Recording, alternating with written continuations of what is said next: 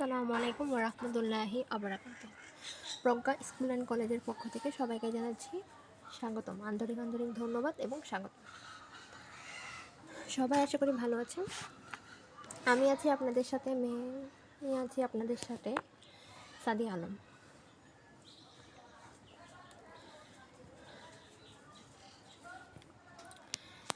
আমরা গতকাল ক্লাসে বঙ্গ নব্য লেখকদের প্রতি নিবেদন, এটার পাঠ পরিচিতি, লেখক পরিচিতি, তারপর আমরা মূলভাব সব কিছু পড়েছি রেডি।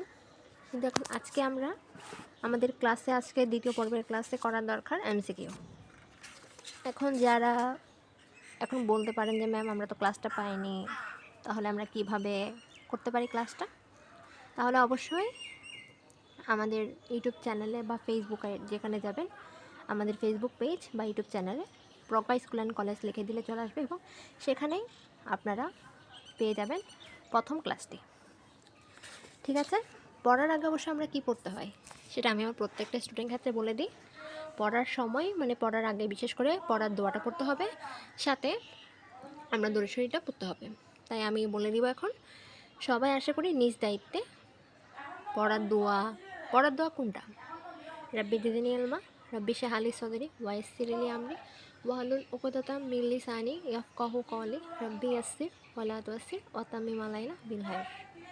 তারপর দরুদ শরীফটা পড়ে নেবেন। আল্লাহুম্মা সাল্লি আলা মুহাম্মাদি ওয়া আলা আলি মুহাম্মাদ কামা সাল্লাইতা আলা ইব্রাহিমা ওয়া আলা আলি ইব্রাহিম ইন্নাকা হামিদুম মাজিদ। আল্লাহুম্মা বারিক আলা মুহাম্মাদি ওয়া আলা আলি মুহাম্মাদ কামা বারাকতা আলা ইব্রাহিমা। আল্লাহুম্মা বারিক আলা মুহাম্মাদি ওয়া আলা আলি মুহাম্মাদ কামা বারাকতা আলা ইব্রাহিমা ওয়া আলা আলি ইব্রাহিম ইন্নাকা হামিদুম মাজিদ। আউযু বিল্লাহি মিনাশ শাইতানির রাজিম। বিসমিল্লাহির রহমানির রহিম। তাহলে শুরু করছি আজকের আমাদের বঙ্গ লেখকদের।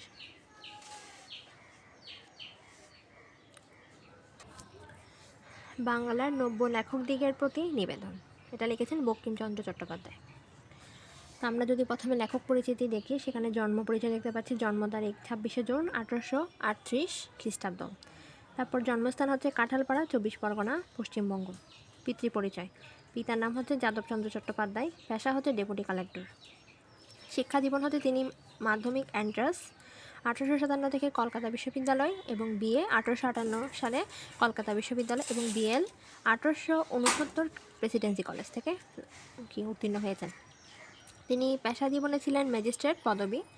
কর্মস্থল তিনি এই ম্যাজিস্ট্রেট নিয়ে কোথায় কোথায় চাকরি করেছেন? যশোর, খুলনা, মুর্শিদাবাদ, হুগলি, মেদিনীপুর, বারাসাত, হাওড়া, আলিপুর প্রভৃতি। সাহিত্যকর্ম, উপন্যাস। তাহলে এখানে উপন্যাস যা দেওয়া আছে দেখতে পাচ্ছি, আশা করি সবগুলো একটু ভালোভাবে সাথে সুন্দরভাবে চারটা লিখে আমরা শিখে ফেলার চেষ্টা করব। তাও বলে দিই, উপন্যাস হচ্ছে তার আগের ক্লাসও বলে দেওয়া হয়েছিল। তিনি একটা সংবাদ পত্রিকা প্রকাশ করেছেন, আমরা সেখানে কৃতিত্বটা পাবো। উপন্যাস হচ্ছে বঙ্কিমচন্দ্রের সাহিত্য চর্চা শুরু হয়েছে 1852 খ্রিস্টাব্দে সংবাদ প্রভাকর পত্রিকায় কবিতা প্রকাশের মাধ্যমে।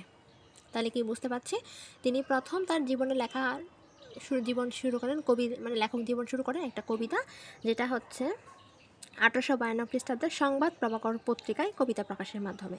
উপন্যাস লিখেছেন তিনি দুর্গেশ নন্দিনী, কপালকুণ্ডলা, মৃণালিনী, বিষবৃক্ষ, কৃষ্ণকান্তের উইল, রজনী, আনন্দমঠ, চন্দ্রশেখর, দেবী চৌধুরী রানী, রাজসিংহ, সীতারাম প্রভৃতি। এখন যেটা ইংলিশ উপন্যাস লিখেছেন ইংরেজিতে, অর্থাৎ ইংলিশ আমাদের ইন্টারন্যাশনাল ল্যাঙ্গুয়েজে, এটা হচ্ছে রাজমোহনস ওয়াইফ। তার মধ্যে প্রবন্ধ গ্রন্থ আছে লোক রহস্য, বিজ্ঞান রহস্য, কমলাকান্তের দপ্তর, সাম্য, কৃষ্ণচরিত্র, বিবিধ প্রবন্ধ, ধর্মতত্ত্ব অনুশীলন প্রভৃতি। বিশেষ কৃতিত্ব হচ্ছে তার রচিত দুর্গেশ নন্দিনী 1865 বাংলা সাহিত্যের প্রথম সার্থক উপন্যাস হিসেবে স্বীকৃত। উপন্যাস ও প্রবন্ধ রচনার বাইরে বঙ্গদর্শন 1872 খ্রিস্টাব্দে পত্রিকায় সম্পাদনা ও প্রকাশ তার অন্যতম কীর্তি। তারপর আছে এখানে আমাদের খেতাব ও সম্মাননা। সাহিত্য সম্রাট, তার খেতাবগুলো কি? সাহিত্য সম্রাট ঋষি রায় বাহাদুর। আমরা আগের ক্লাসেও বলেছি যে এখানে আমাদের কাজী নজরুলকে বলা হয় জাতীয় কবি, রবীন্দ্রনাথ ঠাকুরকে বলা হয় বিশ্বকবি, আলাউলকে বলা হয় মহাকবি, জসীমউদ্দিনকে বলা হয় পল্লী কবি। ঠিক তেমনি এই বঙ্কিমচন্দ্র চট্টোপাধ্যায়কে, এখানে তার ছবিটাও দেওয়া আছে, এই বঙ্কিমচন্দ্র চট্টোপাধ্যায়কে বলা হয় সার্থক উপন্যাসের জনক, অর্থাৎ সাহিত্য সম্রাট। তিনি হিন্দু ধর্মানুরাগীর কাছ থেকে পেয়েছেন ঋষি। ব্রিটিশ সরকারের কাছ থেকে পেয়েছেন রায়বাহাদুর। অবশেষে তিনি ইন্তেকাল করেছেন, অর্থাৎ পরলোক গমন করেছেন 8 এপ্রিল 1894 খ্রিস্টাব্দে। এখন আমরা এমসিকিউ পার্টে চলে যাচ্ছি। সবাই দেখতে পাচ্ছি এখানে লেখকের লোকরঞ্জন প্রবৃত্তি প্রবল হয়ে ওঠে কী কারণে? তাহলে এখানে হচ্ছে দেখতে পাচ্ছি আমরা পাঠকের রুচি বিবেচনায় আনলে, অর্থ লাভের আশায় লিখলে, সৌন্দর্য সৃষ্টির উদ্দেশ্যে থাকলে, বিদ্যা প্রকাশের প্রচেষ্টা থাকলে। দেখতে পাচ্ছি আমরা কি, তাহলে আমাদের উত্তরটা হচ্ছে লেখকের লোকরঞ্জন প্রবৃত্তি প্রবল হয়ে কী কারণে, অর্থাৎ অর্থ লাভের আশায় লিখলে, অর্থাৎ লোকরঞ্জন প্রবৃত্তি প্রবল, অর্থাৎ সবার মন রক্ষা করা যাবে না। আমরা যে লেখাটা লিখি না কেন এখানে সবার মন রক্ষা করতে হবে, তার জন্য লিখলে লেখাটা অবশ্যই কি ভুল হবে। তারপর হচ্ছে বঙ্কিমচন্দ্র চট্টোপাধ্যায় লেখা বিলম্বে ছাপাতে বলেছেন কেন? বিলম্ব মানে হচ্ছে দেরিতে কেন লেখা ছাপাতে বলেছেন? উপযুক্ত প্রমাণ সংযোজনের সুবিধার্থে, পাঠকের মনে চাহিদার উদ্রেক করতে, লেখার ভুল ত্রুটি সংশোধন করতে, মনুষ্য জাতির মঙ্গল সাধনা করতে। অবশ্যই আমরা যেহেতু পাঠ পরিচিতি, অর্থাৎ পাঠ পরিচিতিটা পড়লে বা সুপ্রিয় শিক্ষার্থীরা আপনারা একটু অপেক্ষা করুন, যেহেতু এখানে আজান দিচ্ছে, সন্ধ্যা হয়ে গিয়েছে, তাই একটু অপেক্ষা করুন। আজান শেষ হলে আমরা পাঠদান শুরু করব। আজকে ক্লাসটা একটু দেরিতে আপলোড করা হয়েছে, যেহেতু আমি আজকে একটু খুবই ব্যস্ত ছিলাম, তাই ঠিক আছে, একটু আজানটা শেষ হোক, তারপর আমরা আবার পাঠদানে যাব। হ্যালো এভরিওয়ান, হ্যালো গাইস, শিক্ষার্থীরা সবাই আছো আশা করি। এবার দেখতে পাচ্ছি আমরা পড়াতে যাই। বঙ্কিমচন্দ্র চট্টোপাধ্যায় লেখা বিলম্বে ছাপাতে বলেছেন কেন দেরিতে? অবশ্যই সেটার উত্তর হবে লেখার ভুল ত্রুটি সংশোধন করতে। অর্থাৎ লেখার ভুল ত্রুটি আমরা যদি কিছুদিন লেখার পর সেটা অনেক দিন ফেলে রাখি, তারপরে আবার কিছুদিন পর নিজে খুলে পড়ি বা বন্ধু বান্ধবকে পড়তে দিই, তাহলে ওরা যদি বলে এটা ঠিক আছে বা ভুল হয়েছে, এটাকে সংশোধন করতে হবে, তাহলে অবশ্যই লেখাটা সংশোধন করতে পারবো। তারপর আমরা এখন দেখি, আপনারে যে ভেঙে চুরে গড়তে চায় পরের ছাঁচে, অলিক ফাঁকি মেকি সেজ নামটা তার কদিন বাঁচে। আপনারে যে ভেঙে চুরে গড়তে চায়, অর্থাৎ কোনো একটা জিনিসকে ভেঙে চুরে গড়তে চায় পায়ের ছাঁচে, অলিক ফাঁকি মেকি সেজ নামটা তার কদিন বাঁচে। এখন সে যেগুলো করবে তাহলে তার কদিন বাঁচবে এগুলো, এটাই বলতে চাচ্ছি এখানে। তাহলে আমরা এখন দেখি, কবিতাংশের ভাব বাঙ্গালার নব্য লেখক দিনের প্রতি নিবেদন প্রবন্ধে লেখকের যে নিবেদনের সাথে সাদৃশ্যপূর্ণ তা কী কী? কবিতাংশের মূল ভাবের সঙ্গে বাঙ্গালার নব্য লেখকদের প্রতি নিবেদনে প্রবন্ধে লেখকের যে নিবেদনের সাথে সাদৃশ্য মানে মিল রয়েছে তা কী কী? পরানুকরণে নিরুৎসাহিত, অন্য লেখকদের অনুকৃতি, স্বকীয়তা সচেষ্ট থাকা। তাহলে এখানে উত্তর দেওয়া হচ্ছে 1 ও 3, অর্থাৎ বলা হচ্ছে পরানুকরণে নিরুৎসাহিতা, তারপর স্বকীয়তা সচেষ্ট, অর্থাৎ নিজের কাজে নিজে সচেষ্ট থাকা, চেষ্টা থাকা, পরানুকরণে নিরুৎসাহিতা, অর্থাৎ অন্যকে অনুসরণ না করতে বলা হয়েছে। এই যে এখানে কবিতার মূল ভাবটা কী বলা হয়েছে, আপনারা যে ভেঙে চুরে গড়তে চায় পরের ছাঁচে, অর্থাৎ আমাকে ভেঙে অন্যে যেভাবে চলাফেরা করছে তার মতো করে গড়তে চায় এটা।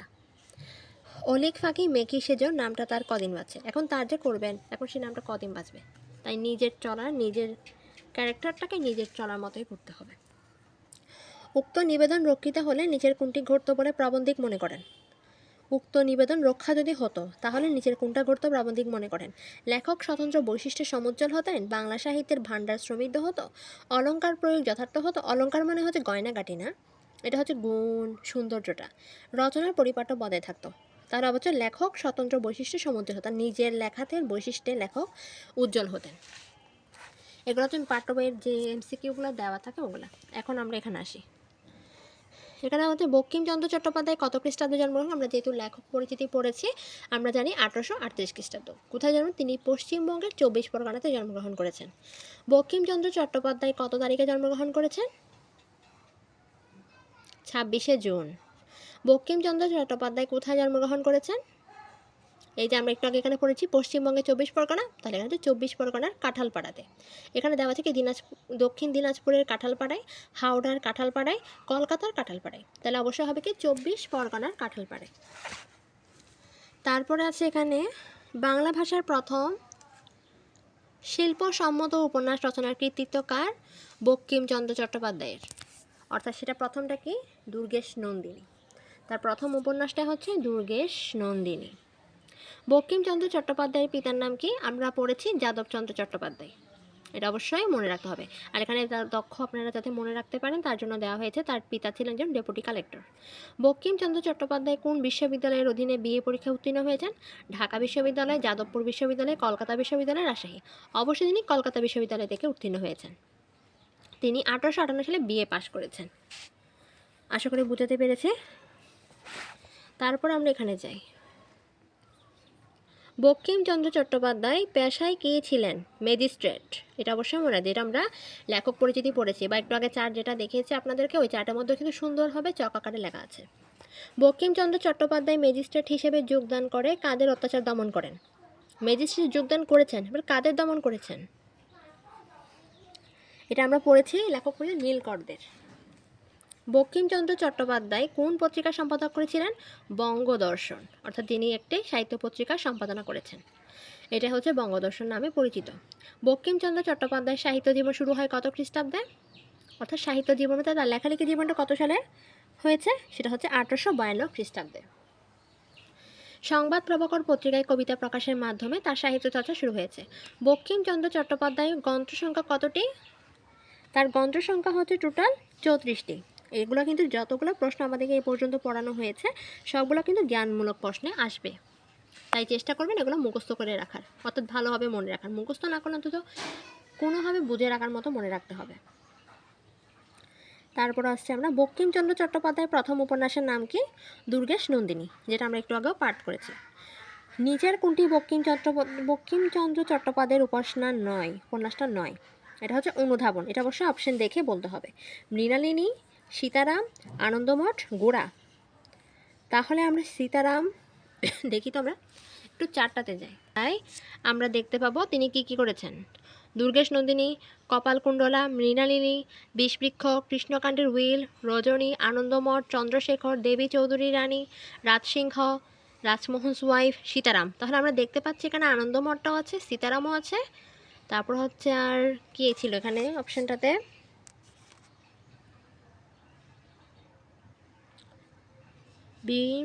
ছিল অপশনটাতে মৃণালিনী, সীতারাম, আনন্দমঠ, গোরা। তাহলে আমরা দেখতে পাচ্ছি এখানে মৃণালিনীও আছে। তাহলে আমাদের সঠিক রাইট আনসারটা হচ্ছে কি? গোরা, অর্থাৎ গোরাটা তার লেখার উপন্যাস নয়। তারপর হচ্ছে নিচের কোনটি বঙ্কিমচন্দ্র চট্টোপাধ্যায়ের উপন্যাস? চোখের বালি, বিষবৃক্ষ, চিহ্ন, জননী। তাহলে অবশ্যই হবে কি? বিষবৃক্ষ। এটা বঙ্কিমচন্দ্র চট্টোপাধ্যায়ের। তারপর কি নিচের কোনটি বঙ্কিমচন্দ্র চট্টোপাধ্যায়ের গদ্যগ্রন্থ? গদ্যগ্রন্থ। নিচের কোনটি বঙ্কিমচন্দ্র চট্টোপাধ্যায়ের গদ্যগ্রন্থ? লোকরহস্য, সীতারাম, মৃণালিনী, সংবাদ প্রভাকর।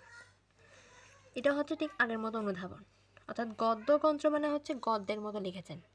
গদ্য মানে আমরা কি জানি? কোনো একটা ব্যাখ্যা, কোনো একটা গল্প, এরকমই। অর্থাৎ এটা হচ্ছে কি? উত্তর হবে লোকরহস্য। বঙ্কিমচন্দ্রকে কোন উপাধিতে ভূষিত করা হয়েছে? সাহিত্যগুরু, সাহিত্য সূর্য, বীরতল, সাহিত্য সম্রাট। আমরা একটু আগে পড়েছি এটা হচ্ছে সাহিত্য সম্রাট। এখানে বলা হয়েছে বাংলা সাহিত্যে অসামান্য অবদানের জন্য তাকে এই উপাধি দেওয়া হয়েছে। পরবর্তীতে যাই, বঙ্কিমচন্দ্রের ইংরেজি ভাষা লেখা উপন্যাসের নাম কি? এটা অবশ্যই ইম্পর্ট্যান্ট, যে রাজমোহনস ওয়াইফ। এটা জ্ঞানমূলকে আসবে। বঙ্কিমচন্দ্র চট্টোপাধ্যায় কত খ্রিস্টাব্দে মৃত্যুবরণ করেছেন? 1894 খ্রিস্টাব্দে, 1895 খ্রিস্টাব্দে, 1896 খ্রিস্টাব্দে, 1897 খ্রিস্টাব্দে। বঙ্কিমচন্দ্র চট্টোপাধ্যায় কত খ্রিস্টাব্দে মৃত্যুবরণ করেছেন? 1894 খ্রিস্টাব্দে, 1895 খ্রিস্টাব্দে, 1896 খ্রিস্টাব্দে, 1897 খ্রিস্টাব্দে। তাহলে এটার উত্তর হচ্ছে 1894 খ্রিস্টাব্দে। বঙ্কিমচন্দ্র চট্টোপাধ্যায় কত তারিখে মৃত্যুবরণ করেছেন? 8 এপ্রিল, 9 এপ্রিল, 10 এপ্রিল, 11 এপ্রিল। তাহলে এটার সঠিক উত্তর হচ্ছে 8 এপ্রিল। তিনি কলকাতায় মৃত্যুবরণ করেছেন। তাহলে এতক্ষণ আমরা পড়েছি এগুলো হচ্ছে লেখক পরিচিতির। এবার আমরা যে পাঠ পরিচিতিতে পড়েছিলাম, লেখক আমাদেরকে যে কয়েকটি ধারা দিয়েছেন, অর্থাৎ নব্য লেখকদের, নতুন লেখকদের নিয়ে আমরা সেগুলোর পাঠ পরিচিতি পড়ব, সেগুলোর এমসিকিউ পাঠদান করব। এখন এটা বইয়ের পেজ নাম্বারও দেওয়া হয়েছে, পৃষ্ঠা 15 থেকে শুরু হয়েছে। প্রাবন্ধিক বঙ্কিমচন্দ্র কিসের জন্য লিখতে নিষেধ করেছেন? যশের জন্য। অবশ্যই উত্তর হবে এটা। কেন? কারণ সুনামের জন্য লিখতে নিষেধ করেছেন। কারণ একটা লেখা যদি সুনাম অর্জন করার জন্য লেখা হয়, সেই লেখাটা একটা বিকৃত হয়ে যায়, একটা খারাপ হয়ে যায় লেখাটা। তাই উত্তর হবে যশের জন্য। প্রাবন্ধিকের মতে লেখা ভালো হবে না কেন? যশের জন্য লিখলে, স্বাধীনতার জন্য লিখলে, আন্দোলনের জন্য লিখলে, পরিচিত হওয়ার জন্য লিখলে। অবশ্য হবে কি যশের জন্য লিখলে। এটার উত্তর এটাই হবে। অর্থাৎ যশের জন্য লিখলে লেখা মানসম্মত নাও হতে পারে। এখন যশ মানে কি আমরা এর আগে ক্লাসে বলে দিয়েছি। যশ মানে হচ্ছে সুনাম। যশ কিভাবে আসে? লেখা উন্নত হলে, লেখা ভালো হলে, লেখা বড় হলে, লেখা কঠিন ভাষার হলে। লেখা ভালো হলে যশ আসবে। যদি লেখাটা ভালো হয় আপনা আপনি যশ চলে আসবে, এটা লেখক বলে দিয়েছেন। টাকার জন্য প্রাবন্ধিক কি করতে নিষেধ করেছেন? লিখতে, পড়তে, ভ্রমণ করতে, অভিনয় করতে। টাকার জন্য প্রাবন্ধিক কি লিখতে করতে নিষেধ করেছেন? লিখতে। অর্থাৎ টাকার জন্য লিখব না, আমরা লিখব আমরা যাতে দেশের উন্নত হয়, দেশের জন্য সৌন্দর্যটা বৃদ্ধি পায়, দেশের উন্নত এমন কিছু হয়, টেকসই হয়, এরকমের জন্য আমরা লেখা কিছু লেখার চেষ্টা করব। ইউরোপে এখন অনেক লোক কিসের জন্য লিখে? এটা অবশ্যই মনে আছে, টাকার জন্য লিখে। কোনো যশের জন্যও না, স্বার্থের জন্যও না, খ্যাতির জন্যও না, অবশ্যই টাকার জন্য। টাকার জন্য লিখলেও তাদের লেখা ভালো হয়, তারা টাকার জন্য লিখে ঠিকই, কিন্তু তারা লেখা হয়। কিন্তু আমাদের এখনও কোন দিন হয়নি? আমাদের এখনও সেই দিন হয়নি, অর্থাৎ টাকার জন্য লেখার দিনটি হয়নি। টাকার জন্য লিখতে এখানে ব্যাখ্যা দেওয়া হয়েছে, টাকার জন্য লিখতে গেলে পাঠকের রুচি ও শিক্ষা বিবেচনা করে লিখতে হয়, ফলে লোকরঞ্জন প্রবৃত্তি প্রবল হয়ে পড়ে। তাই এখনও অর্থের বিনিময়ে আমাদের লেখার দিনটা হয়নি। তারপর আছে লোকরঞ্জন প্রবৃত্তি প্রবল হওয়ার কারণ কি? খ্যাতির উদ্দেশ্যে লিখলে, যশের উদ্দেশ্যে লিখলে, অর্থের উদ্দেশ্যে লিখলে, অন্যের উদ্দেশ্যে লিখলে। এটা অবশ্যই হবে অর্থের উদ্দেশ্যে লিখলে। লোকরঞ্জন প্রবৃত্তি মানে বোঝাতে চেয়েছে হচ্ছে লোকের মন জয় করে লেখাটা। রচনা বিকৃত অনিষ্টিকর হয়ে ওঠে কখন? লোকরঞ্জন প্রবৃত্তি প্রবল হলে, অর্থবৃত্তি প্রবল হলে, কঠিন ভাষায় লেখার চেষ্টা করলে, অশুদ্ধ ভাষায় লেখার চেষ্টা করলে। তাহলে এটার উত্তর হবে লোকরঞ্জন প্রবৃত্তি প্রবল হলে। প্রাবন্ধিক লিখে কিসের মঙ্গল সাধনের কথা বলেছেন? পরিবার বা দেশের, দেশ বা মনুষ্যজাতির, দেশ বা সমাজের, পরিবার বা সমাজের। এটার উত্তরটা হচ্ছে দেশ বা মনুষ্যজাতির। প্রাবন্ধিক লেখা লিখে কিসের মঙ্গল সাধন? যেটা আমরা একটু আগে বলেছি, লেখা আমাদের কেমনভাবে লিখতে হবে যাতে দেশের উন্নত হয়, দেশের সৌন্দর্য হয়, দেশের টেকসইটা হয়। এখানে ব্যাখ্যাতে বলেছে লেখকের লেখার মধ্য দিয়ে অবশ্যই দেশ, জাতি ও মানুষের মঙ্গল সাধিত হবে। তারপর আমরা এখানে আসি, লেখার সৌন্দর্য সৃষ্টি করতে না পারলে নিজের কোন প্রাবন্ধিক লিখতে নিষেধ করেছেন? রোকেয়া সাখাওয়াত হোসেন, কাজী মোতাহের হোসেন, মানিক বন্দ্যোপাধ্যায়, বঙ্কিমচন্দ্র চট্টোপাধ্যায়। এখন একটা কথা বলি, রোকেয়া সাখাওয়াত হোসেন। সাখাওয়াত হোসেনটা হচ্ছে তার স্বামীর নাম, এই আমাদের রোকেয়ার। এখন রোকেয়া কিন্তু যুদ্ধ করেছে কিসের জন্য? নারীদের পড়াশোনা করার জন্য। এখন রোকেয়ার নামের পাশে সাখাওয়াত হোসেনটা না দিলেও চলতো, আর বেগমটা না দিলেও চলতো, কারণ রোকেয়া এমনভাবে পড়াশোনা করতে বলা হয়েছেন যাতে একটা মেয়ে নিজের পরিচয় নিজের নাম দিয়ে করতে পারে, দেশে বিশ্বে নিজের নাম দিয়ে নিজে পরিচিত হতে পারে। এটার জন্য রোকেয়া যুদ্ধ করেছে। কিন্তু এখন আমাদের বিভিন্ন গাইড বইয়ে দেওয়া হয়েছে কি রোকেয়া সাখাওয়াত হোসেন, নারী জাগরণের অগ্রদূত বেগম রোকেয়া বা রোকেয়া সাখাওয়াত হোসেন, কিন্তু দেওয়া উচিত ছিল শুধু নারী জাগরণের অগ্রদূত রোকেয়া। তারপরে কাজী মোতাহের হোসেন, মানিক বন্দ্যোপাধ্যায়, বঙ্কিমচন্দ্র চট্টোপাধ্যায়। তাই আমরা যেটা জানি, এটা আমরা পাঠ পড়তেছি, এটা হচ্ছে বঙ্কিমচন্দ্র চট্টোপাধ্যায়। প্রাবন্ধিক কাদের যাত্রাওয়ালা প্রভৃতির নিজ ব্যবসায়ীদের সঙ্গে তুলনা করেছেন? যারা মানব কল্যাণ ছাড়া অন্য উদ্দেশ্যে লেখেন, যারা লেখার মান বিবেচনা করেন, যারা সম্পর্কের খাতিরে লেখেন, যারা সাধু ভাষায় লেখেন, যারা মানব কল্যাণে ছাড়া অন্য উদ্দেশ্যে লেখেন। এটা হচ্ছে প্রয়োগ। এটার অবশ্যই পয়েন্ট মানে অপশানগুলো দেখে উত্তর করতে হবে। প্রাবন্ধিক কাদের যাত্রাওয়ালা প্রভৃতির নিজ ব্যবসায়ী হচ্ছেন যারা মানব কল্যাণ ছাড়া অন্য উদ্দেশ্যে লেখেন, অর্থাৎ মানুষের কল্যাণ ছাড়া নিজের অন্য কোনো উদ্দেশ্যে লেখেন। সেটা যেমনটা অন্যকে পরনিন্দা করে লিখতে পারে, অন্যকে খুনতাসা করার জন্য লিখতে পারে, এগুলাই। যা অসত্য, ধর্ম বিরুদ্ধ, পরনিন্দা বা পরপীড়ন বা স্বার্থ সাধন, যার উদ্দেশ্যে সেসব প্রবন্ধ সম্পর্কে প্রাবন্ধিক কেমন মত পোষণ করেন। অর্থাৎ এটা এমন একটা কিছু লিখতে হবে যেটা সত্য কাহিনী, ধর্মের বিরুদ্ধে যেতে পারবে না, মানে নিজ যেটা মানন করে। ধর্ম মানে আমাদের ইসলাম, বৌদ্ধ, খ্রিস্টান এগুলো না। ধর্ম মানে হচ্ছে আমি যে চলাফেরা করতেছি, আমার একটা নিজস্ব একটা ধর্ম আছে, আমি অন্যায় দেখলে প্রতিবাদ করব, তারপরে মিথ্যা কথা বলবো না, সত্য প্রতিষ্ঠা করার চেষ্টা করব, এটাই হচ্ছে একটা ধর্ম। আমি আমার ধর্ম দিয়ে উদাহরণ দিলাম। পরনিন্দা অর্থাৎ অন্যজন কী করছে না করছে তা নিয়ে পরনিন্দা করা। পরনিরণ স্বার্থ সাধন অর্থাৎ নিজের স্বার্থকে বেশি উঠে, নিজের স্বার্থটা দেখা, অন্যের স্বার্থ না দেখা, এইসব উদ্দেশ্যে প্রবন্ধ সম্পর্কে প্রাবন্ধিক কেমন মত পোষণ করেছেন? সেসব প্রবন্ধ একেবারে অপরিহার্য, সেসব প্রবন্ধ পড়তে নিষেধ করেন, সেসব প্রবন্ধ শুনতে নিষেধ করেন, সেই সব প্রবন্ধ কাছে রাখতে নিষেধ করেন। তাহলে এইটার উত্তরটা হচ্ছে কি, সেই সব প্রবন্ধ একেবারে পরিহার্য। এটা একেবারে পরিহার্য করে যেতে হবে, মানে এটা এরকম লেখাও যাবে না, এগুলা পড়াও যাবে না, এরকম যাতে না হয় সে চেষ্টাটাই করতে হবে। নিচের কোনটি সাহিত্যের উদ্দেশ্য? সত্য সাধনা, সত্য বাসনা, সত্য ধর্ম, সত্য বিলাসিতা। এটা উত্তর হবে সত্য ধর্ম। সাহিত্যের উদ্দেশ্য সত্য প্রকাশ করা, ধর্ম প্রকাশ করা, যেটা আমরা এখানে বলা হয়েছে ব্যাখ্যাতে। সাহিত্যের উদ্দেশ্য থেকে বিচ্যুত হওয়া উচিত নয়। প্রাবন্ধিক কোনটিকে মহাপাপ বলেছেন? এটা হবে মানব কল্যাণ ছাড়া অন্য উদ্দেশ্যে লেখ নির্ধারণ, নিজস্ব গোত্রের জন্য লেখ নির্ধারণ, সমাজের জন্য লেখ নির্ধারণ, নিজের জন্য লেখ নির্ধারণ। এটা হচ্ছে মানব কল্যাণ ছাড়া অন্য উদ্দেশ্যে যদি লেখা হয় সেটা হচ্ছে মহাপাপ। অর্থাৎ মানুষের কল্যাণ, দেশের কল্যাণ করলে সে লেখাটাই লিখতে বলা হয়েছে। যাহা লিখিবেন তাহা হঠাৎ ছাপিবেন না, উক্তিটি কার? বঙ্কিমচন্দ্র চট্টোপাধ্যায়। এখানে আর অন্য কোনো লেখকের নাম দেখতে হচ্ছে না, আমরা জাস্ট এটা মনে রাখতে হবে বঙ্কিমচন্দ্র চট্টোপাধ্যায় এই কথাটি বলেছেন। এটাকে যদি আমরা চেক করবো আগে আমাদের অপশানে কি বঙ্কিমচন্দ্র চট্টোপাধ্যায়টা দেওয়া আছে কি না, যদি থাকে অবশ্যই সেটি দিতে হবে। প্রাবন্ধিক কিছুকাল কি ফেলে রাখতে বলেছেন? লেখা। এটাও কিন্তু ইম্পর্টেন্ট, জ্ঞানমূলক, এটা অবশ্যই মুখস্থ করে রাখতে হবে, মনে গেঁথে রাখতে হবে। যেমন আমরা এখন পড়তে পড়তে আমাদের মনে হয়ে যাচ্ছে, মুখস্থ হয়ে যাচ্ছে। কিছুকাল পরে উহা সংশোধন করিবেন। তাহলে কি সংশোধন করবেন? যে লেখাটা আমরা লিখেছি ওই লেখাটাকে আমাদের বঙ্কিমচন্দ্র চট্টোপাধ্যায় লেখাটা সংশোধন করতে বলা হয়েছে। কিছুকাল ফেলে রেখে সংশোধন করলে কিসের দোষ বেরিয়ে আসবে? সাহিত্যের, মনের, প্রবন্ধের, কাহিনীর, অর্থাৎ এটা হবে প্রবন্ধের। বঙ্কিমচন্দ্র লিখে প্রকাশ না করতে বলেছেন, অর্থাৎ আজকে রেখেছি আজকে প্রকাশ করতে, সেটা না। হ্যাঁ, কিছু জিনিস আমরা যারা সাময়িক লেখক, সময়ের জন্য লেখাটা লিখতে হয়, তাদের একটা প্রতিজ্ঞা থাকে যে আমি আজকে লিখেছি সেটা কালকের মধ্যে ছাপাতে হবে, তাদের জন্য কিন্তু এই ধারাগুলো মেনে চলা সম্ভব নয়। তখন যারা কিছুকাল পরের জন্য কিছুদিন লিখেছেন সেটা কিছুদিন রেখে তারপরে আবার সংশোধন করে তারপর ছাপালে সেটাকে একটু লেখার উন্নত হয়। তারপর হচ্ছে প্রবন্ধিকের মধ্যে কাব্য, নাটক, উপন্যাস 2-1 বছর ফেলে রেখে সংশোধন করলে নিচের কোনটি লাভ হবে? এই যে আপনাদেরকে বলছি বিশেষ উৎকর্ষ। লেখা কিছুকাল ফেলে রাখার নিয়ম রক্ষা কাদের পক্ষে সম্ভব নয়? যারা দীর্ঘমেয়াদী সাহিত্যের প্রতি, যারা সাময়িক সাহিত্যের প্রতি, যারা শ্রেষ্ঠ সাহিত্যের রচনার প্রতি, যারা ইতিহাস রচনার প্রতি।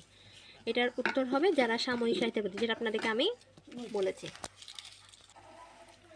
তারপর হচ্ছে কিছুকাল পরে এটা পড়া হয়েছে এখন আমাদের। প্রাবন্ধিকের মধ্যে কাব্য, নাটক, উপন্যাস 2-1 বছর ফেলে রেখে সংশোধন করলে বিশেষ উৎকর্ষ হয়, এটা আমরা পড়েছি। তারপরে এটাও পড়েছি আমরা, বলা হয়েছে সাময়িক সাহিত্যে লেখকের পক্ষে কেমন? অবনতি, অর্থাৎ ক্ষতি হয়। আশা করি বুঝতে পেরেছেন। প্রাবন্ধিকের কোনটি প্রকাশের চেষ্টা করতে নিষেধ করেছেন? বিদ্যা, অহংকার, সিদ্ধান্ত, মতামত। এটা কি হতে পারে? এটা হবে অবশ্যই বিদ্যা। বিদ্যা বেশি প্রকাশ করতে যাবেন না, কারণ আপনি যে জ্ঞানটা জানেন, বেশি জ্ঞান দিতে গেলে তখন আমরা দেখবেন কথাবার্তার মাঝখানে যখন কোনো ফ্রেন্ড যদি আমাদেরকে বেশি জ্ঞান দেন তখন বলবেন যে এখানে জ্ঞান, এই দেখো জ্ঞানওয়ালি আসছে এখন জ্ঞান দেওয়ার জন্য। তাহলে অবশ্যই জ্ঞান যতটুকু জানেন সেই জ্ঞানটা মুখে না বলে কাজে দেখানোর চেষ্টা করতে হবে আমাদেরকে। কারো মধ্যে কোনটি থাকলে তা আপনি প্রকাশ পায়? সম্পদ, বিদ্যা, ভাষা, অলঙ্কার। অবশ্যই বিদ্যা, যেটা আপনাকে বলছি, অর্থাৎ কাজের মাধ্যমে বিদ্যাটা প্রকাশ পাবে। কোনটি প্রকাশের জন্য চেষ্টা করতে হয় না? ভাব, বিদ্যা, ভাষা, সিদ্ধান্ত। বিদ্যা প্রকাশ করতে হবে না, কারণ বিদ্যাটা আপনি কাজ করতে জানলে কাজের মাধ্যমে প্রকাশ পাবে। বিদ্যা প্রকাশের চেষ্টা পাঠকের কাছে কেমন মনে হয়? অতিশয় বিরক্তিকর মনে হয়। এটা সবার মধ্যে বিরক্তিকর হতে হয়। এটা আমরা কথা বলার সময় আমরা বলে থাকি যে জ্ঞান দিতে এসেছে, এতক্ষণ কোনো কাজে সাহায্য করতে পারছে না, তার মধ্যে সাথে জ্ঞান দিতে, এটা আমরা কিন্তু বলে থাকি যারা বেশি বক বক করে বেশি জ্ঞান দেয় তখন। রচনার পরিপাঠ্যের জন্য বিশেষ হানিজনক কোনটি? ভাব প্রকাশের চেষ্টা, বিদ্যা প্রকাশের চেষ্টা, জ্ঞান প্রকাশের চেষ্টা, অলঙ্কার প্রকাশের চেষ্টা। এটা হচ্ছে বিদ্যা প্রকাশের চেষ্টা। হানিজনক মানে হচ্ছে খুবই একটা খারাপজনক। এখনকার প্রবন্ধে কোনটি বেশি দেখতে পাওয়া যায়? অলঙ্কার, বিদ্যার প্রকাশ, ভাব, কোটেশন। এটা হচ্ছে কি কোটেশন, মানে কোনো একজন লেখক বলেছেন, বা যেমন ধর আমরা মনে করি ধরি সাপোজ আমরা রাষ্ট্র নিয়ে লিখতে চাচ্ছি বা নাগরিক নিয়ে লিখতে চাচ্ছি, তখন তাহলে আমরা কি করতে পারি? এখন এরিস্টটলের মতে যে রাষ্ট্রে বসবাস করে না সে হয় পশু, মানে যে মানুষ বা ব্যক্তি রাষ্ট্রে বসবাস করে না সে হয়, মানে সমাজে বসবাস করে না বা রাষ্ট্রে বসবাস করে না, সে হয় পশু না হয় দেবতা। এখন আমরা এই কথাটার অর্থ যারা বুঝি তারা কিন্তু লিখতে পারে। এখন এই বেশিরভাগ ক্ষেত্রে এরকমই কোটেশন মার্কে লেখাগুলো লেখা হয়ে থাকে। এখনকার প্রবন্ধে কোন ভাষায় কোটেশন বেশি দেখা যায়? ইংরেজি, সংস্কৃতি, ফার্সি, জার্মান। বেশিরভাগ ক্ষেত্রে এগুলো আমি আপনাকে বাংলা দিয়ে বুঝিয়ে দিয়েছি। এগুলো হচ্ছে কি ইংরেজি, সংস্কৃতি, ফার্সি, জার্মানি ভাষা দিয়ে লেখা হয়। না বুঝে অন্য ভাষার কোটেশন ব্যবহার করতে প্রাবন্ধিক নিষেধ করেছেন, এতে লেখার মান নষ্ট হয়ে যায়। আপনি যদি বুঝে থাকেন, কতটা অর্থটা ব্যাখ্যা করতে পারেন, তাহলে অবশ্যই লিখবেন। কিন্তু যেটা বুঝবেন না সেটা লেখার কোনো প্রয়োজন নেই, তাহলে লেখাটা সৌন্দর্য থেকে অসৌন্দর্য হয়ে যাবে। যে ভাষা জানেন না, পরের গ্রন্থের সাহায্যে সেই ভাষা কদাচ উদ্ধৃত করিবেন না। উক্তিটি নিচের কোন প্রাবন্ধিকের? এটা বঙ্কিমচন্দ্র চট্টোপাধ্যায়।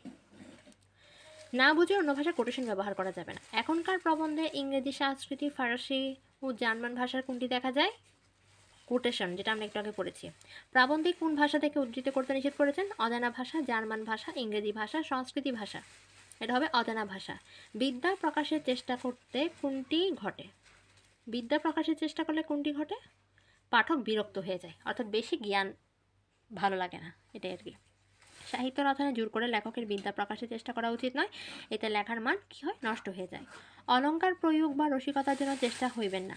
উক্তিটি কার? এটা হচ্ছে বঙ্কিমচন্দ্র চট্টোপাধ্যায়ের। এখানে বাকি কবিদের লেখা দেখার কোনো প্রয়োজন। তারপর হচ্ছে রচনার স্থানে কোনটির প্রয়োজন হয়? অবশ্যই অলঙ্কার বা ব্যঙ্গের, অর্থাৎ এমন কিছু ব্যঙ্গর আছে, ভাষা রয়েছে যেগুলো একটু হাস্যকরজনক, যেগুলো দিলে আমরা পড়তেও সুবিধা হয়, সেগুলো।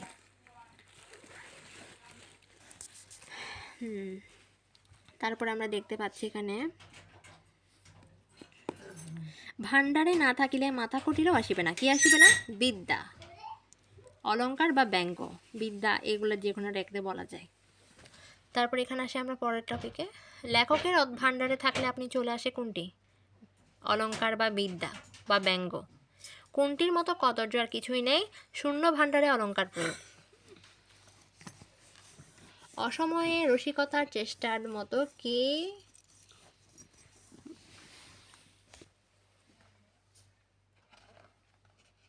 অসময়ে রসিকতার চেষ্টার মতো কি আর নেই? কদর্য নেই, এটা অবশ্যই জ্ঞানমূলক। শূন্য ভান্ডারে অলঙ্কার প্রয়োগকে নিচের কোনটির সঙ্গে তুলনা করা হয়েছে? কদর্যতা। এখন কদর্য মানে কি? অসময়ে রসিকতার চেষ্টার মতো কি আর নেই? কদর্য। একজন লেখকের অলঙ্কারের সঠিক প্রয়োগ সম্পর্কে জানতে হবে, অযথা সেখানে অলঙ্কার প্রয়োগ করলে তা কদার্য হয়ে যাবে, মানে খারাপ হয়ে যাবে। কোথায় অলঙ্কার বা ব্যঙ্গ প্রয়োজন মতো আসে না? শূন্য ভান্ডারে। ভেতরে থাকলে অলঙ্কার বা ব্যঙ্গ এমনিতেই আসবে, আর যেখানে নেই সেখানে হাজার মাথা কুটিলেও আসবে না। যে স্থানে অলঙ্কার বা ব্যঙ্গ বড় সুন্দর করিয়া বোধ হইবে, সে স্থানে কাটিয়া দিবে। এটি কেমন বিধি? প্রাচীন বিধি, অর্থাৎ প্রাচীন নিয়ম। সে স্থানটি বন্ধুবর্গকে পুনরায় পুনরায় পড়িয়া শোনাবে। প্রাবন্ধিক কোন স্থানে কথা বলেছেন? যে স্থানে ছন্দ অলঙ্কার বড় সুন্দর মনে হয়, যে স্থানে অলঙ্কার ও ব্যঙ্গ বড় সুন্দর মনে হবে, যে স্থানে উপমা ও অলঙ্কার বড় সুন্দর মনে হবে, যে স্থানে ব্যঙ্গ সুন্দর মনে হবে। অবশ্য উত্তর হবে কি? যে স্থানে অলঙ্কার ও ব্যঙ্গ বড় সুন্দর হবে। তারপরে হচ্ছে সকল অলঙ্কারের শ্রেষ্ঠ অলঙ্কার কোনটি? সরলতা, উপমা, জটিলতা, চিত্রকল্প। হবে সরলতা। যিনি সোজা কথার মনের ভাব সহজে পাঠককে বোঝাতে পারেন, তিনি কেমন লেখক? উৎকৃষ্ট লেখক, শ্রেষ্ঠ লেখক, প্রিয় লেখক, বড় লেখক। এটা হচ্ছে শ্রেষ্ঠ লেখক। লেখার উদ্দেশ্যে কোনটি? সবাইকে বোঝানো, তরুণদের বোঝানো, পাঠককে বোঝানো, বয়স্কদের বোঝানো। এটা হবে পাঠককে বোঝানো। লেখার উদ্দেশ্য হচ্ছে পাঠককে বোঝানো, পাঠক যাতে বুঝতে পারে, আমাদেরকে অবশ্যই সে লেখার মাধ্যমে লিখতে হবে। এখানে পাঠক যদি লেখাতে পড়ে কোনো আনন্দ না পায়, তাহলে সে লিখেও কোনো লাভ নেই। লেখায় সরলতাকে প্রাবন্ধিক কী হিসেবে বিবেচনা করেছেন? উপমা, অলঙ্কার, দক্ষতা, শ্রেষ্ঠত্ব লেখকের অলঙ্কার। সরলতাকে প্রাবন্ধিক অলঙ্কার মানে সৌন্দর্য হিসেবে বিবেচনা করেছেন। সহজ ভাষায় লিখিত সাহিত্য সমাদৃত হয়, অর্থাৎ অলঙ্কার বলতে হচ্ছে সৌন্দর্যকে। তারপর হচ্ছে প্রাবন্ধিকের মধ্যে কোনগুলো অনুকৃত হয়? দোষগুলো। গুণগুলো, দোষগুলো, উপমাগুলো, সাহিত্যগুলো, অবশ্যই দোষগুলো হবে। প্রাবন্ধিকের মধ্যে কোনগুলো অনুকৃত হয় না? উপমাগুলো, গুণগুলো, সাহিত্যগুলো, অলঙ্কারগুলো, অবশ্যই গুণগুলো। কাহারও অনুকরণ করি না, মানে কাউকে অনুসরণ করার কোনো প্রয়োজন। উক্তিটি কার? বঙ্কিমচন্দ্র চট্টোপাধ্যায়। কথার প্রমাণ দিতে না পারলে কি করা উচিত? লেখা উচিত নয়, অর্থাৎ প্রমাণ সহকারে লিখতে পারলে সে লেখাটা লিখবো, আর প্রমাণ সহকারে লিখতে যদি না পারি তাহলে আমরা লিখবো না। তারপর হচ্ছে কথার প্রমাণ দেবেন লেখা উচিত নয়। কি সবসময় প্রযুক্ত করার প্রয়োজন হয় না? প্রমাণ। প্রমাণ উপস্থাপন না করলেও কাছে রাখতে হবে, অর্থাৎ সেখানে লেখাটার মধ্যে প্রমাণটা দিতে নাও পারলে, মানে দিতে হবে তেমন কোনো কথা নেই, লেখার প্রমাণটা দিতে হবে এমন কোনো কথা নেই, কিন্তু আমাদের কাছে অবশ্যই রাখতে হবে। যদি কোনো পাঠক বা কোনো যেখানে ছাপাবো, যেখানে পত্রিকায় আমরা এটা প্রকাশ করব, সেখানে যদি তারা প্রমাণ খুঁজে, তখন আমরা যাতে প্রমাণটা দিতে পারি। আমরা পরের পেজে যাই। এখানে আমাদের অনেক এমসিকিউ আছে, আমরা দেখতে পাচ্ছি প্রায় কাছাকাছি চলে এসেছি। আর কিছুক্ষণ সময় নিব, বেশিক্ষণ সময় হবে না। এখন আমরা দেখি, কিন্তু হাতে থাকা চাই কি প্রমাণ, এটা মনে আমরা একটু আগে পড়েছি। প্রাবন্ধিক কোনটিকে বাংলা ভরসা হিসেবে চিহ্নিত করেছেন? বাংলা সাহিত্যকে, ইংরেজি সাহিত্যকে, আঞ্চলিক সাহিত্যকে, সামাজিক সাহিত্যকে। বাংলা সাহিত্যকে। প্রাবন্ধিক নতুন লেখকদের কয়টি পরামর্শ দিয়েছেন? 9টি, 11টি, 10টি, 12টি। এটা কিন্তু মাস্ট ইম্পর্ট্যান্ট, এটা 12টি, এটা অবশ্যই মনে রাখতে হবে। ধারা কয়টি? 12টি পরামর্শ দিয়েছেন। প্রাবন্ধিকের মধ্যে কয়টি নিয়ম রক্ষিত হলে বাংলা সাহিত্যের উন্নতি বেগে হবে? 12টি, 13টি, 14টি, 15টি, 12টি। তাহলে আশা করি বুঝতে পেরেছেন। এবার হচ্ছে যশ শব্দের অর্থ কি? আমরা একটু আগে পড়েছি সুনাম। প্রবৃত্তি শব্দের অর্থ কোনটি? প্রবণতা। এগুলো আমরা যদি শব্দের অর্থগুলো শিখে ফেলি তাহলে আমাদের জন্য এটা অনেক সহজ হয়ে যাবে। তাই আমি আর শব্দার্থের পাঠটা পড়াচ্ছি না, যেহেতু এটা শব্দার্থের পাঠ, এটা আশা করি বুঝতে পেরে যাবেন। এখন আমরা পাঠ পরিচিতি পড়ে যাই। বঙ্কিমচন্দ্র চট্টোপাধ্যায় কোন শতকের অন্যতম শ্রেষ্ঠ লেখক? 18, 19, 20, 21। এটা হবে 19 শতকের। তারপর হচ্ছে বাংলার নব্য লেখকদিগের প্রতি নিবেদন রচনাটি প্রথম প্রকাশিত হয়েছে কোন পত্রিকায়? 1885 সালের প্রভাকর পত্রিকাতে।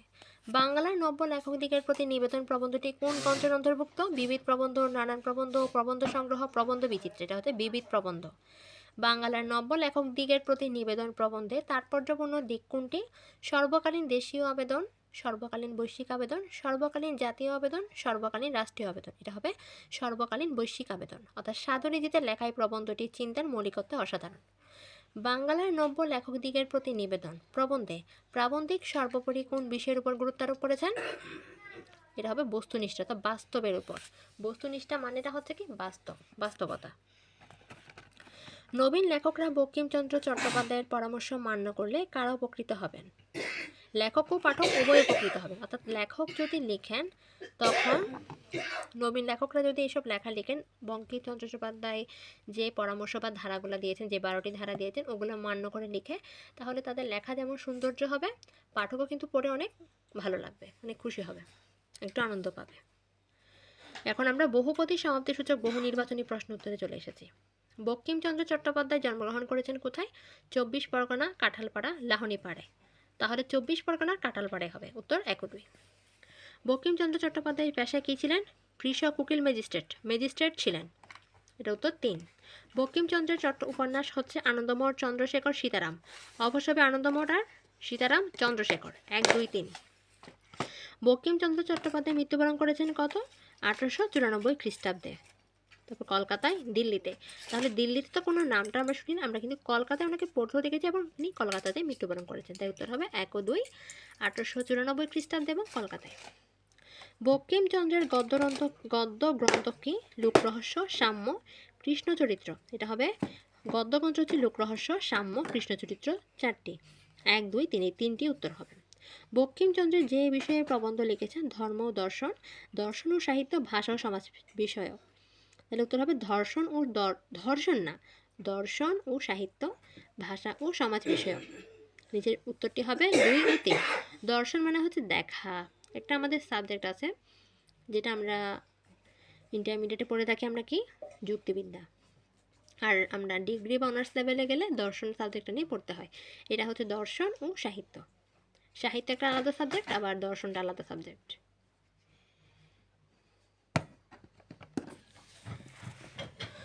এখন আমরা পরবর্তীতে যাই। বঙ্কিমচন্দ্রের গ্রন্থ কি? 35টি বিষবৃক্ষ গোড়া। এটা হবে 35টি বিষবৃক্ষ। নিচের কোনটি সঠিক? 1 ও 2 হবে। বঙ্কিমচন্দ্রের ক্ষেত্রে সত্য হচ্ছে বিএ পরীক্ষা উত্তীর্ণ হয়েছেন, সাংবাদিক ছিলেন, 8 এপ্রিল মৃত্যুবরণ করেছেন। 1 ও 3 সত্য হচ্ছে বিএ পরীক্ষা উত্তীর্ণ হয়েছেন, 8 এপ্রিল মৃত্যুবরণ করেছেন। তিনি সাংবাদিক ছিলেন না, তিনি ছিলেন ম্যাজিস্ট্রেট। বঙ্কিমচন্দ্র চট্টোপাধ্যায় বাংলা সাহিত্যের প্রথম ঔপন্যাসিক, সাহিত্য সম্রাট উপাধিতে ভূষিত হন, কাঁঠালপাড়ায় জন্মগ্রহণ করেন। তার এখানে 1, 2, 3 হবে। প্রাবন্ধিক নিষেধ করেছেন লোভের জন্য লিখতে, যশের জন্য লিখতে, টাকার জন্য লিখতে। তাহলে লোভের জন্যটা হবে না, এটা হবে যশের জন্য লিখতে, টাকার জন্য লিখতে। উত্তর হবে 2 ও 3। ইউরোপের অনেক লোক এখন কিসের জন্য লিখেন? টাকার জন্য লেখেন। এটা হবে 1। সাহিত্যের উদ্দেশ্য কি? খ্যাতি লাভ করা, সত্য, ধর্ম। এটা হবে সত্য ও ধর্ম। অর্থাৎ সত্যটা লিখতে বলা হয়েছে আর নিজের ধর্মটাকেও মেনে চলতে বলেছে। প্রাবন্ধিক বলেছেন যা লিখবেন তা হঠাৎ ছাপাবেন না, দ্রুত প্রকাশ করবেন, কিছুকাল ফেলে রাখবেন। তাহলে অবশ্যই আমাদেরকে উপদেশ দিয়েছেন হঠাৎ ছাপাবেন না, কিছুকাল ফেলে রাখবেন। তারপর হচ্ছে এটা হবে কি 2 ও 3, সরি 1 ও 3, দ্রুত প্রকাশ করবেন না, করবেন এটা হবে না। এখনকার প্রবন্ধে দেখা যায় সংস্কৃতি quotation, German quotation, Bangla quotation. 1 ও 2, সংস্কৃতি কোটেশন বা জার্মান কোটেশন, এই দুইটাই হবে। বাংলা কোটেশন লিখতে কোনো সমস্যাই নেই। বিদ্যা প্রকাশের চেষ্টা পাঠকের জন্য আনন্দজনক, পাঠকের জন্য অতিশয় বিরক্তিকর, রচনার পরিপাটে বিশেষ হানিজনক। পাঠকের জন্য বিরক্তিকর, রচনার পরিপাটের বিশেষ হানিজনক, এটা হবে 2 ও 3। প্রাবন্ধিক বিদ্যা প্রকাশের চেষ্টা করাকে কি বলে? বলেছেন যে পরামর্শ দিয়েছেন, নিষেধ করেছেন, এটা হবে 3, নিষেধ করেছেন, বিদ্যা প্রকাশ্য চেষ্টা করতে নিষেধ করেছেন। বাঙালির নব্য লেখক দিগের প্রতি নিবেদন প্রবন্ধটি বঙ্কিমচন্দ্র চট্টোপাধ্যায়ের লেখা বিবিধ প্রবন্ধ গ্রন্থের অন্তর্গত, ইংরেজি ভাষায় রচিত। বঙ্কিমচন্দ্র চট্টোপাধ্যায়ের লেখা বিবিধ প্রবন্ধ গ্রন্থের অন্তর্গত, হবে 1 ও 2। বঙ্কিমচন্দ্র চট্টোপাধ্যায় নিষেধ করেছেন অনুকরণ করতে, অলঙ্কার প্রয়োগ করতে, বিদ্যা প্রকাশ করতে। 1 ও 3 হবে অনুকরণ করতে, বিদ্যা প্রকাশ করতে। নিষেধ যা করেছেন এই দুইটি, কিন্তু অলঙ্কার প্রয়োগ করতে তিনি বলেছেন। কাউকে অনুকরণ করলে সাহিত্য উন্নত হয়, দোষগুলো অনুকৃত হয়, গুণগুলো অনুকৃত হয়। সেটা হবে কি দোষগুলো অনুকৃত হয়, গুণগুলো অনুকৃত হয় না, অর্থাৎ তার দোষগুলাই লেখা হয়, সেখানে যে গুণ দিয়েছেন সে গুণগুলো কিন্তু হার হয় না। নিজের কোনটি, অর্থাৎ আমরা কাউকে অনুসরণ করে লিখবো না, নিজের মনে যা আসে, যা চেষ্টা করবো তা লিখবো, কিছুকাল ফেলে রাখবো, তারপর কিছুকাল পর ফ্রেন্ডদেরকে পড়তে দিব বা নিজের মা বাবাকে পড়তে দিব, আত্মীয়স্বজনদেরকে পড়তে দিব, নিজেও পড়বো, তাহলে দেখবো আমি এর কীরকম ছিলাম, তখন কীরকম লিখেছি, এখন কীরকম লিখবো, তাহলে অনেক সংশোধন হবে। তারপর বলেছে নিচের কোন কথাটি প্রাবন্ধিকের মতকে নির্দেশ করে? প্রমাণ সবসময় যুক্ত করা দরকার হয় না, প্রমাণ হাতে থাকতে হবে, প্রমাণ যুক্ত করতে হবে, অর্থাৎ সবসময় যুক্ত করার কোনো প্রয়োজন নেই, কিন্তু প্রমাণটা অবশ্যই হাতে রাখতে হবে, এটা হবে 1 ও 2। তারপর হচ্ছে প্রবৃত্তি শব্দের অর্থ কি? প্রবণতা, আকাঙ্ক্ষা, ইচ্ছা, এটা হবে প্রবণতা, আকাঙ্ক্ষা, ইচ্ছা, তিনোটাই 1, 2, 3। সংশোধন শব্দের অর্থ কি? বিশেষভাবে শোধন, অভ্যাস দূরীকরণ, সংস্করণ, এটা হবে বিশেষভাবে সংশোধন করা, শোধন করা, অভ্যাস দূর করা, 1 ও 2। শ্রেষ্ঠ শব্দের অর্থ সমর্থন করে কি? উত্তম, সর্বপ্রধান, উৎকৃষ্ট, এটা হবে উত্তম, সর্বপ্রধান, উৎকৃষ্ট, 1, 2, 3। ভাণ্ডার শব্দটি যা নির্দেশ করে তা হচ্ছে ভাড়ার, ধনাগার, অর্থ রাখার ঘর, এটা হবে 1 ও 2, ভাড়ার এবং ধনাগার। ভাণ্ডার, ভাণ্ডার মানে আমরা চিনি যেখানে প্রচুর অনেক কিছু থাকে। উৎকৃষ্ট শব্দের অর্থ নিয়ে প্রকাশ পেয়েছে উন্নতি, উন্নত, শ্রেষ্ঠত্ব, এটা হবে উন্নতি আর শ্রেষ্ঠত্ব, 1 ও 3। এখন একটা আমাদের উদ্দীপক দিয়ে এসেছে, আশা করি উদ্দীপকগুলো ভালোভাবে পড়ে আমরা তারপরে আমাদের সিকিউগুলো বা এমসিকিউগুলো আমরা কি করব, আনসার করব। দিশারি একজন উপন্যাসিক, তিনি যশের জন্য সাহিত্য রচনা করেন, তার জন্য একজন সাহিত্যিক বন্ধু তাকে বললেন উপন্যাসের মানে ভালো হলে যশ এমনি আসবে, যশের কথায় মাথায় রেখে আর লিখবে না, যশের কথা মাথায় রাখলে যশও আসবে না, লেখাও ভালো হবে না। উদ্দীপকের সাহিত্যিক বন্ধুর সঙ্গে বাংলার নব্য লেখক দিগের প্রতি নিবেদন প্রবন্ধের কার সাদৃশ্য রয়েছে? অবশ্যই নবীন লেখকদের, প্রবীণ লেখকদের, প্রাবন্ধিকের, উপন্যাসিকের, তবে প্রাবন্ধিক, অর্থাৎ যিনি প্রাবন্ধিক মানে কি, এখানে বঙ্কিমচন্দ্র চট্টোপাধ্যায় দেওয়ার নামটা নেই, কিন্তু যিনি লিখেছেন এই প্রবন্ধটি তাই তেনাকে কি বলা হচ্ছে, প্রবন্ধটা প্রাবন্ধিক বলা হচ্ছে। প্রবন্ধ মানে কি? প্রবন্ধ মানে হচ্ছে যে কোনো একটা বিষয় নিয়ে আলোচনা করে সেটা ব্যাখ্যা দেওয়া, এটাই হচ্ছে প্রবন্ধ, আর যে প্রবন্ধ লিখে তাকে বলা হয় প্রাবন্ধিক। উদ্দীপকে আলোচ্য প্রবন্ধের যে বিষয়টি ফুটে উঠেছে, যশের জন্য সাহিত্য রচনা না করা, লেখার মান ভালো হলে যশ এমনি আসবে, লিখলে যশ চলে আসবে, তাহলে হচ্ছে কি যশের জন্য সাহিত্য রচনা করা যাবে না, লেখার মান যদি ভালো হয় তাহলে যশ এমনি আসবে, কিন্তু লিখলে যশ চলে আসবে না, লেখার মানটা অন্তত ভালো হতে হবে, এটা হবে 1 ও 2। রফিক স্যার বলেন বর্তমানে কিছু লেখক আছেন যারা লিখে ছাপানোর কথা চিন্তা করেন, কিছু লিখে ছাপানোর কথা চিন্তা করা ঠিক নয়, লিখে ছাপানোর চিন্তা না করে কিছুকাল ফেলে রেখে সংশোধন করলে লেখার মান বৃদ্ধি পায়, যারা লিখে ছাপানোর চিন্তা করেন তারা সাময়িক সাহিত্য চর্চা করেন। উদ্দীপকের রফিক স্যারের বক্তব্যের সঙ্গে কোন প্রাবন্ধিকের বক্তব্য মিল রয়েছে? আহসান হাজিজুল হক, বঙ্কিমচন্দ্র চট্টোপাধ্যায়, মোতাহের হোসেন চৌধুরী, বিদ্যাদেব বসু, এটা হচ্ছে বঙ্কিমচন্দ্র চট্টোপাধ্যায়। রফিক স্যারের কথার মধ্য দিয়ে বাংলার নব্য লেখক দিগের প্রতি নিবেদন প্রবন্ধের যে দিকগুলো ফুটে উঠেছে তাকে, সেটা হবে লিখে যারা ছাপানোর চিন্তা করেন তারা সাময়িক সাহিত্যের প্রতি, কে লেখা কিছুদিন ফেলে রেখে সংশোধন করলে লেখার উৎকর্ষ বাড়ে, লিখে ছাপানোর চিন্তা করা যাবে না, এটা 1, 2, 3 উভয় হবে। আসলাম খুব ভালো কথা বলে, সে কথার মাঝে মাঝে ইংরেজি জার্মান লেখকদের কোটেশন টেনে আনে, যা অনেক সময় শ্রোতার মনে বিরক্তি তৈরি করে। বিষয়টি একদিন সবুল স্যারের নজরে আসে। সুবল স্যার তাকে বলেন, যে ভাষা তুমি ভালো করে জানো না সে ভাষা ব্যবহার না করাই ভালো। কখনো বিদ্যা প্রকাশের চেষ্টা করবে না, ভেতরে বিদ্যা থাকলে তা এমনি প্রকাশ পাবে। বাংলার নব্য লেখকদিগের প্রতি নিবেদন প্রবন্ধের সঙ্গে উদ্দীপকের তুলনীয় বিষয় কি? সুবল স্যারের বক্তব্য, বিদ্যা প্রকাশের চেষ্টা, অজানা ভাষার কোটেশন ব্যবহার না করা। সেটা হবে 1, 2, 3। সুবল স্যারের বক্তব্যের মধ্য দিয়ে কোন বিষয়টি প্রতিবাদ হয়েছে? বিদ্যা থাকলে প্রকাশ করতে হবে, কোটেশন ব্যবহার করা বাঞ্ছনীয়, বিদ্যা প্রকাশ করা যাবে না, কোটেশনে লেখার মান বাড়ে। অবশ্যই হবে কি, বিদ্যা প্রকাশ করা যাবে না। উদ্দীপক ও আলোচ্য প্রবন্ধ অনুসারে কোন বিষয়টি পাঠকের মন বিরক্ত তৈরি করেছে? অজানা ভাষার কোটেশন ব্যবহার, অলঙ্কারের ব্যবহার, বিদ্যা যথাসম্ভব প্রকাশ করা, বক্তব্য দীর্ঘতর করা। অজানা ভাষার কোটেশন ব্যবহার করা, অজানা ভাষা মানে হচ্ছে যে ভাষা আমরা জানি না, আমরা সে ভাষা সেই লেখাতে ব্যবহার করব না। ঠিক আছে, আজকে আমরা এমসিকিউ পড়া শেষ করলাম। আমরা পরবর্তী ক্লাসে সিকিউ নিয়ে আলোচনা করব। সেই পর্যন্ত সবাই ভিডিওটা শেয়ার করবে, ভালো থাকবে এবং অবশ্যই ফ্রেন্ডদেরকে অবশ্যই জানিয়ে দেবে যে এখানে ভর্তি চলছে। যারা ভর্তি হতে চাও তারা ভর্তি হতে পারবে। এটা মাস ভিত্তিক, মানে একেবারে ভর্তি সব টাকা একসাথে দিতে হবে না, একটা বিষয়ে 1000 টাকা। এখানে এটা 16 ডিসেম্বর উপলক্ষে, কিন্তু এখন কি চলছে, বিজয় দিবস উপলক্ষে একটা অফার চলছে। এখন সবাই আশা করি সবার ফ্রেন্ড যারা দেখবেন ভিডিওগুলো অবশ্যই তাদের ফ্রেন্ডকে জানিয়ে দিবেন এবং ভর্তি হওয়ার জন্য পরামর্শ দিবেন। আপনিও ভর্তি হয়ে যাবেন। এখানে সব বিষয়ে পড়া দেওয়া হবে। যদি মানবিক হন তাহলে সব বিষয় পাবেন, আর যদি এখন আপনি সায়েন্সের স্টুডেন্ট হন এবং কমার্সের স্টুডেন্ট হন তাহলে সেখানে আপনি ইংলিশ, আইসিটি, তারপরে Bangla. English first paper second paper পাবেন, তারপর বাংলা তো first paper second paper, ICT পাবেন। তারপরে যারা কমার্স আছে তারা কিন্তু অর্থনীতিটা পেতে পারেন যদি, ঠিক আছে। আর এখানে উল্লেখ করা হচ্ছে জীববিজ্ঞানটা নবম দশম শ্রেণীর জন্য দেওয়া হয়েছে, এখানে একাদশ দ্বাদশ শ্রেণীর জন্য জীববিজ্ঞানটা দেওয়া হয়নি। ঠিক আছে, সবাই আশা করি ভালো থাকবেন। সবাই সাবস্ক্রাইব করবেন, ফলো দিয়ে পাশে থাকবেন ফেসবুক পেজটাও। আর যদি আপনারা হ্যান্ডিস্টিচ শিখতে চান, এখানে অনলাইন অফলাইনে ভর্তি চলছে, অবশ্যই আমার শিল্পকলা পেজটাও ফলো দেবেন। ইউটিউব চ্যানেল আছে, আপনারা সেখান থেকেও দেখতে পারেন ভিডিও, আমার কিছু কাজ দেওয়া আছে। এখন সবাই আশা করি ভালো থাকবেন। আল্লাহ হাফেজ।